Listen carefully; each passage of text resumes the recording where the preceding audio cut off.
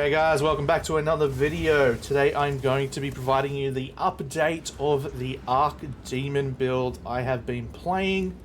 This is going to provide information on the updated passive tree, what gear we have, what gear you should aim for, as well as the changes to our skills. If you are interested in this build, I would suggest watching the first video, which is linked in the description field. This is technically a part 2, a continuation on what we've already built. So, firstly, let's have a look at the passive tree changes. I am going to just quickly show that we have removed the self-mortification because I haven't really noticed much issues with stun once we have gone ahead and grabbed this node here, which is stun threshold is based on 30% of your energy shield instead of life. We are stacking energy shield, so as long as you have this, you shouldn't really have too many issues with stun. Now, going up to the top of the tree with the changes, we have gone ahead and completed the mana branch here, grabbing ether flow, which means that we'll have even more regeneration while we are moving, which is amazing. We're going to be moving the majority of the time, which also comes into our anointed amulet, which I'll show a little bit later. Gone ahead and grabbed ingenuity as well as patient barrier for the increased energy shield and mana. As we are going primarily Archmage damage output, we need as much mana as possible. I've then gone ahead and completed the lightning branch here. We've gone ahead and grabbed power conduction, which is increasing our shock chance. This will tie into our single target damage. I will go over that again a little later. Over on the left side, we have grabbed a bunch of energy shield nodes here to increase our survivability.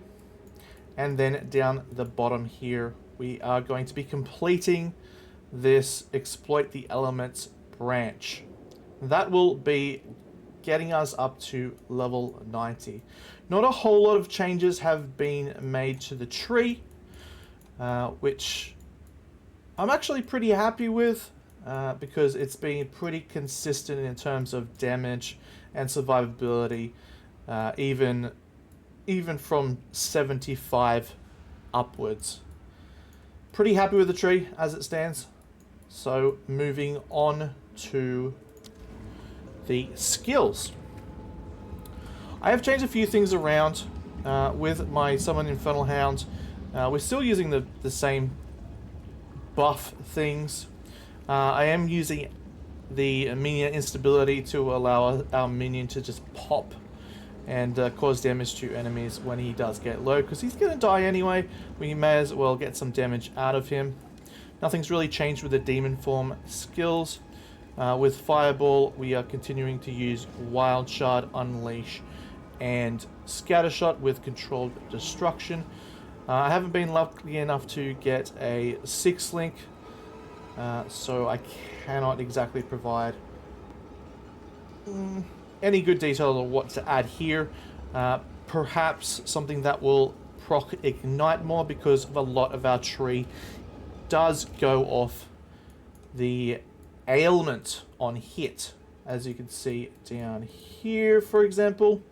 Increase elemental damage if you ignited an enemy recently, and we also have that applied to shock. So if we ignite and shock at the same time, that's 60% more. And of course, we have the 24% increased damage with hits against enemies that are affected by elemental ailments. And I believe there's another one around here somewhere. So we do have that on hit when it comes to ignite, so feel free to lean into that a little bit more. Over here we have the major change to the build. This build does struggle a little bit with certain boss encounters because it requires us to proc a bounce back with our fireballs, and if the area is quite large, that means that damage output is going to get significantly less because there's not going to be additional hits hitting the enemy. So for larger arenas, we do use Lightning Conduit. Lightning Conduit will do a very large amount of damage to enemies that are shocked, and it will consume the shock. That is why we lean more into increasing our shock percentage up here in Conduit instead of going into Ignite. The Lightning skill tree. We have that linked to Elemental Focus because we're not going to be dealing any shock. This one is essentially just a free 25% more elemental damage. Easy choice there. This one here is considered casting. This one will give us 40% more damage on the hit with less cast speed. This does affect our survivability because the cast speed is a flat 1 second with additional modifiers.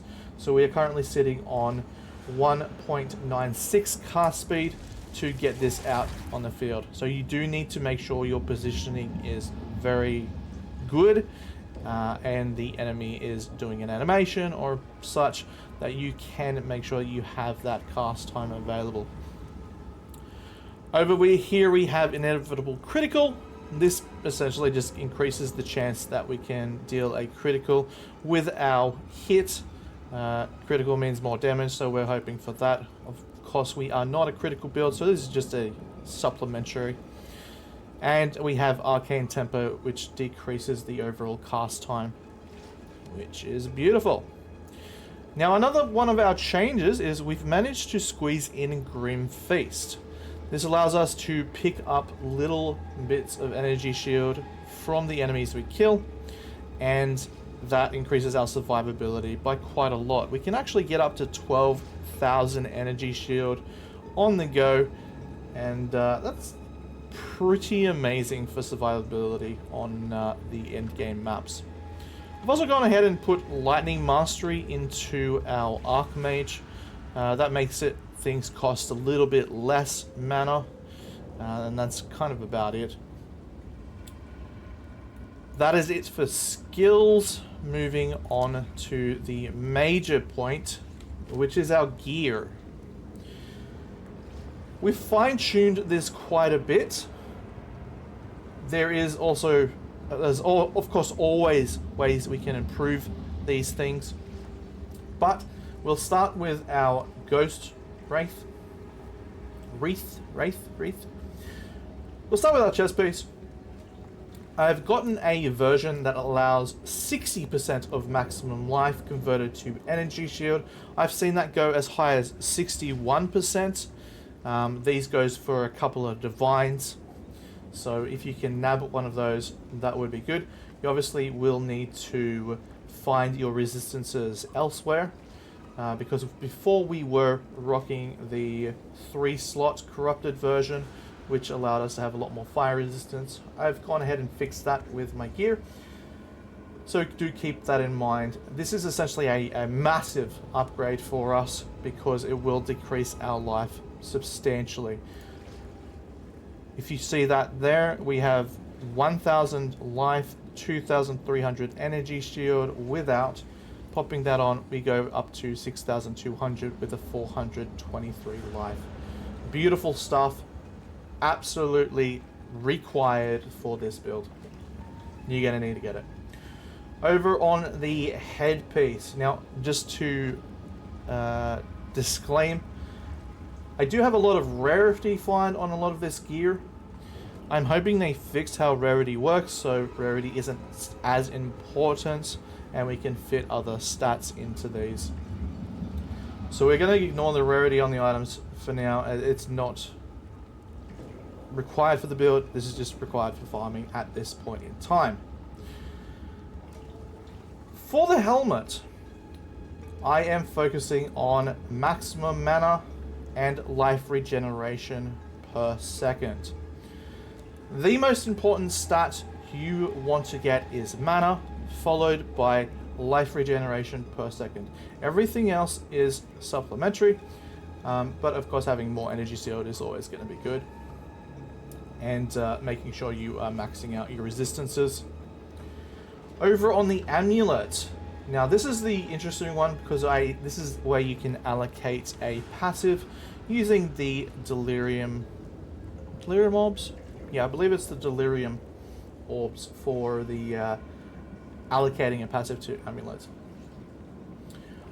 I have allocated Titan's Determination, for those of you who do not know what that is, all the way down at the warrior tree right here. We have increased stun threshold, which is of course adds to our stun protection. And the major one, which is 20% increased life regeneration rate while moving. So as long as we are moving, we are getting 20% more life regeneration, which is incredible. Looking here, we have 186, and moving we have 114. Now that is essentially the equivalent of having an extra piece of gear with life regeneration on it. It's amazing. It's great. Good stuff. Get it. We are also, like every other piece of gear, stacking life regeneration per second and mana. Now this is the piece that we also managed to squeeze into some spirit. The extra spirit is 100% required if we want to have Grim Feast active, as Archmage will take our 100 base spirit that we get from the campaign, so you do need to find that extra spirit elsewhere. You can acquire spirit on, I believe, body armor and pendants. I could be wrong that you may be able to acquire it elsewhere, but as far as I'm aware, it is body armor and pendants. Over on the ring side of things, this is where I've gotten most of my resistances, but once again, we are focusing on mana and life regeneration per second. Now the life regeneration per second on this ring isn't exactly amazing. However, I did get it because it is a very large increase to our resistances and a very large increase to our maximum mana. And as you can see, I rolled quality on this to increase that mana modifier. You're going to want to roll quality on all of your items, but do pick the one that is going to benefit you the most. As you can see over here on this item, I did the same thing. I focused on the life regen and the maximum mana, but I add the quality for life modifiers, which increased the life regeneration per second on this ring. Now you may notice that we have gain life per enemy killed. This is an absolutely incredible modifier that we do need to have. If you can get it on both rings, even better, but at least try to get it on one of your rings. Moving on to gloves, we are going to be getting gain life per enemy killed. Gloves is the only item in our kit that cannot roll the life regeneration per second modifier. So we want to make sure that we still get some life out of our gloves. That is the gain life per enemy killed. Now, carrying on from our first video, I just do want to clarify, you do not want to get strength and you do not want to get life rolls on any piece of your gear, because that will decrease the amount of time you are in demon form. We don't want that. We want to stay in demon form as long as possible without sacrificing our survivability. And that is kind of the perks of this build. A lot of demon form builds go all into decreasing their maximum life and maximizing the demon flame stacks. I tried that out. I found it incredibly boring because most of the time I was just standing there waiting for the stacks to increase so I could go do a map. Very boring, didn't like it, went back to Archmage.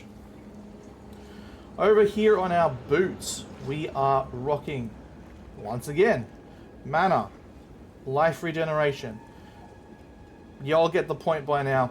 We want this on every piece of our gear. We want to have as max amount of mana as possible because that is where our damage is coming from. We are getting 6% lightning damage, added lightning damage to our spells per 100 mana. Good stuff. Good stuff. Now you'll also notice there's a lot of space for you to add resistances and other rolls you might want, like the rarity, for example.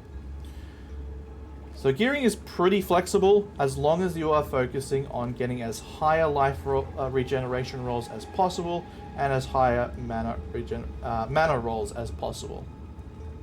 Of course, we're going to want to get as high a movement speed on our boots as possible because the sheer lack of travel skills in this game sucks. However, we do get one of the best travel speeds out of our demon form, so this just increases that for us. Over on our belt we do the same thing. I've opted for a increased mana recovery from flasks. That just helps us maintain our mana in longer fights.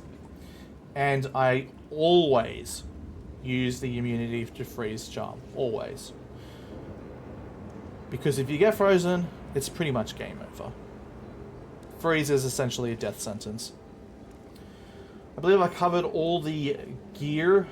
Primarily, we've added covered the changes to the spirit. We've covered the additional of life gain per being killed, and how mana works. Alright, I think that's about it. For the flask, you're going to want instant recovery, just because, I mean, our life is so low. You may as well get all of it recovered in one go. That will also help us maintain our demon form.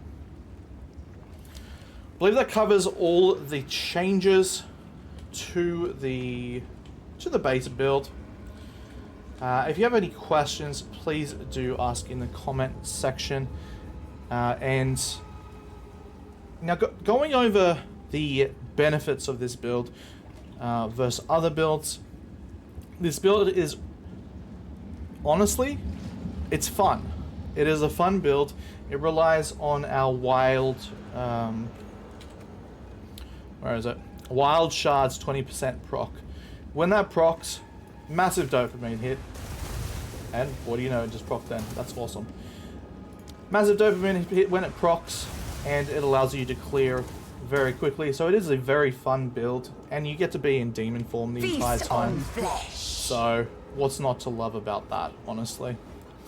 Its downsides is that its single target is not as good as other builds when it comes to larger areas.